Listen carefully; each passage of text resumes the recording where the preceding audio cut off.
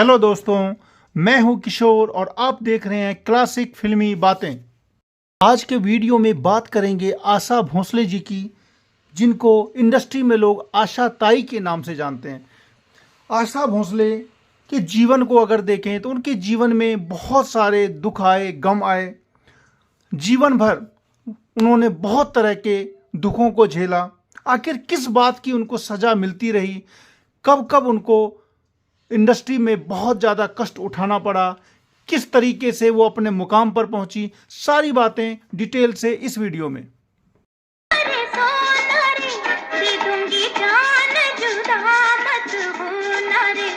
आशा भोसले जब केवल 9 साल की थी तो इनके पिता का साया इनके सर से उठ गया था।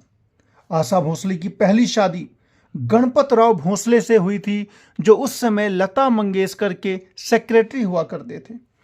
लता मंगेशकर के सेक्रेटरी थे और आशा भोसले के साथ उनकी नज़दीकियां बढ़ी और आशा भोसले ने उनसे शादी करने का फैसला कर लिया। हालांकि गणपतराव भोसले आशा भोसले से उम्र में लगभग दुगुने थे, लेकिन दोनों में प्यार हुआ और दोनों ने शादी करने का फैसला कर लिया था। आशा भोसले ने बहुत ही कम उम्र में 16 साल की उम्र में 31 साल के गणपतराव भोसले से घर वालों की मर्जी के खिलाफ शादी कर ली थी।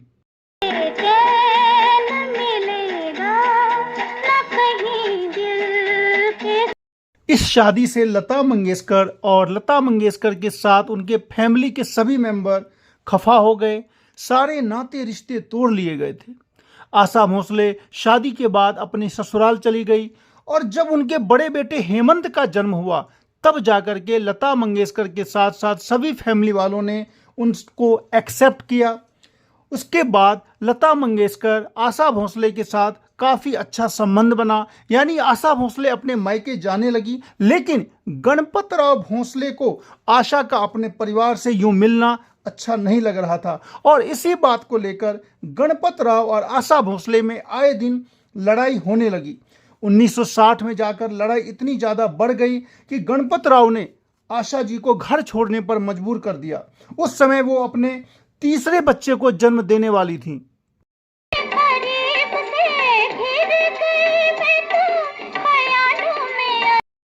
ये शादी ज़्यादा दिन तक नहीं चल पाई और 1960 में गणपतराव भोसले और आशा भोसले का तलाक हो गया।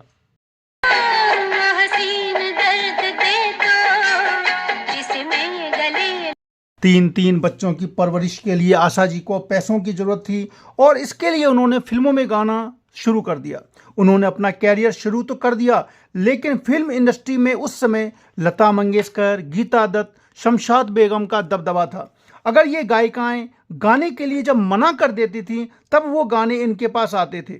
हालांकि 1957 से ही संगीतकार ओपी नैयर उनको अपने गाने में लेने लगे थे। नया दौर का गाना हो या हावड़ा ब्रिज का गाना हो 1958 का, ये दोनों गाने आशा भोसले के सुपर हिट हुए थे।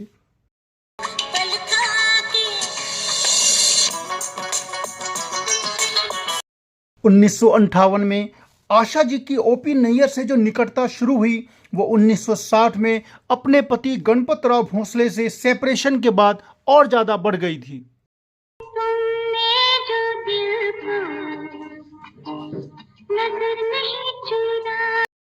ओपी नैयर साहब शादीशुदा थे, 4 बच्चों के पिता थे, लेकिन आशा भोसले और ओपी नैयर के बीच एक केमिस्ट्री बन गई थी। दोनों एक दूसरे के करीब आ गए थे।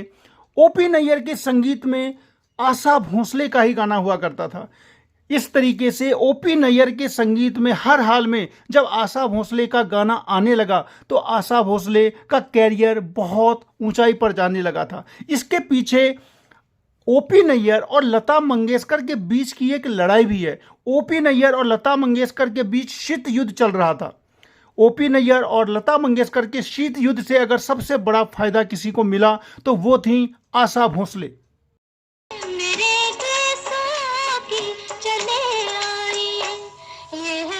उन्हीं दिनों फिल्म इंडस्ट्री में रॉयल्टी विवाद भी जोरों पर था। एक गुट में मोहम्मद रफ़ी और दूसरे गुट में लता मंगेशकर थी। और आशा भोसले ने अपने बहन के गुट में शामिल ना होकर मोहम्मद रफ़ी के गुट में शामिल हो गई, क्योंकि ओपी नैयर साहब मोहम्मद रफ़ी के गुट में थे और इससे उनको बहुत बड़ा लाभ हुआ। मोहम्मद रफ़ी के साथ बहुत सारे गाने आशा भोसले जी ने गाए।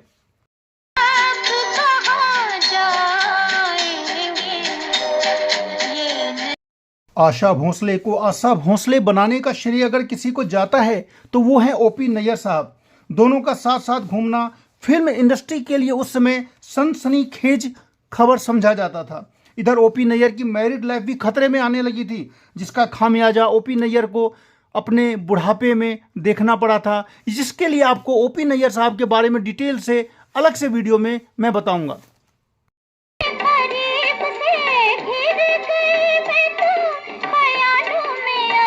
1958 से लेकर 1972 के बीच अगर आप कोई भी गाना देखते हैं जिसमें संगीत ओपी नैयर का हो तो उसमें गायिका आपको आशा भोसले ही मिलेगी, क्योंकि 1958 से लेकर 1972 तक लगभग 14 साल तक आशा भोसले और ओपी नैयर का जो प्रोफेशनल रिलेशनशिप था वो रोमांस में बदल गया था और ओपी नैयर साहब आशा भोसले को चाहने लगे थे। लेकिन चूंकि ओपी नैयर साहब पहले से शादीशुदा थे तो ये नहीं चल पाया और आगे जाकर के उनका आशा भोसले जी के साथ रिश्ता टूट गया।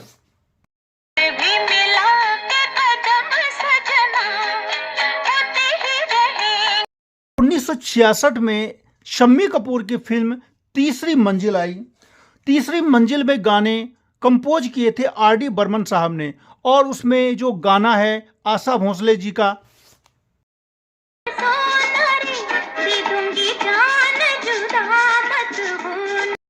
उन्नीस 1966 में फिल्म आई थी तीसरी मंजिल, जिसका गाना काफ़ी हिट हुआ था।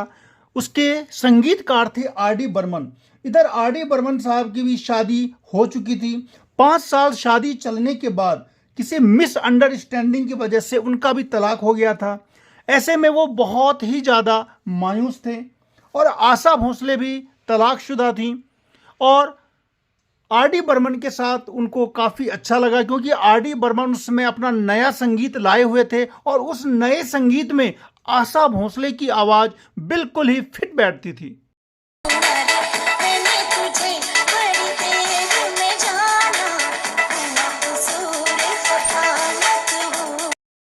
इधर ओपी नैयर के परिवार वालों के दबाव की वजह से ओपी नैयर और आशा भोसले के बीच में भी वो दोस्ती का रिश्ता खत्म सा हो गया था। इसी बीच जब इनको आर.डी. बर्मन मिले तो आर.डी. बर्मन के साथ इनका दोस्ती का रिश्ता हुआ। दोनों साथ में गाना गाते, घर पे भी आना जाना होने लगा था। हालांकि आशा भोसले को पहले से ही 3 बच्चे थे।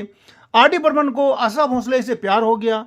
घर पे जाके उन्होंने बोला कि मुझे तो आशा भोसले से ही शादी करनी है, लेकिन उनकी जो माँ थी यानी एस.डी. बर्मन साहब की पत्नी, उन्होंने कहा कि नहीं, ये शादी नहीं हो सकती। इसके पीछे 2 कारण थे। पहले तो ये कि आशा भोसले को 3 बच्चे थे और दूसरा ये कि वो उनके बेटे यानी पंचम दास से वो उम्र में काफ़ी बड़ी भी थी।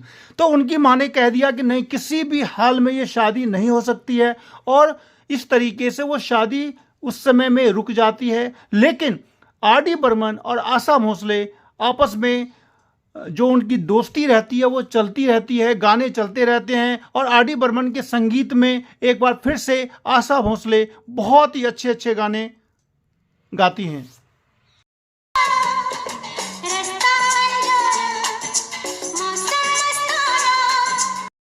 सन 1980 ईस्वी में आर.डी. बर्मन की माँ बहुत ही ज़्यादा बीमार हो जाती हैं, मानसिक रूप से अक्षम हो जाती हैं।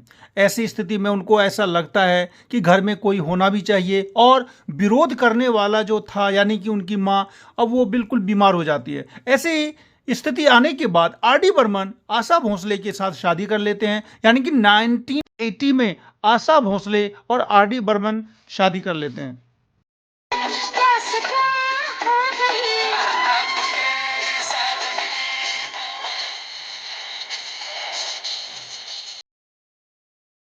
चार जनवरी 1994 को आशा भोसले जी के ऊपर पहाड़ टूटा। आर डी बर्मन साहब की मृत्यु हो गई। आर डी बर्मन साहब ने 1942 ए लव स्टोरी फिल्म में संगीत दिया था, जिसके गाने आज भी बहुत ही ज़्यादा कर्णप्रिय हैं, आज भी सुने जाते हैं।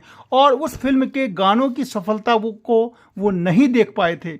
मार्च 1994 में वो फिल्म रिलीज हुई थी और जनवरी 1994 में ही आर डी बर्मन इस दुनिया से जा चुके थे।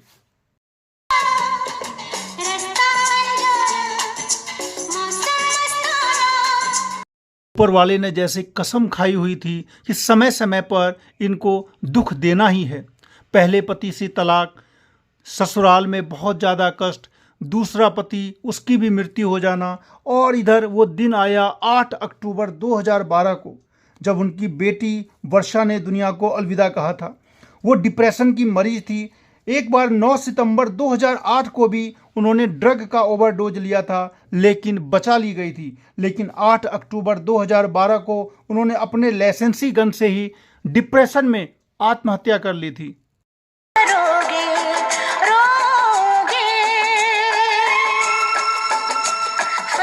बेटी की मौत के 3 साल बाद ही उनके बेटे हेमंत भोसले की मृत्यु भी 2015 में गंभीर बीमारी से हो गई।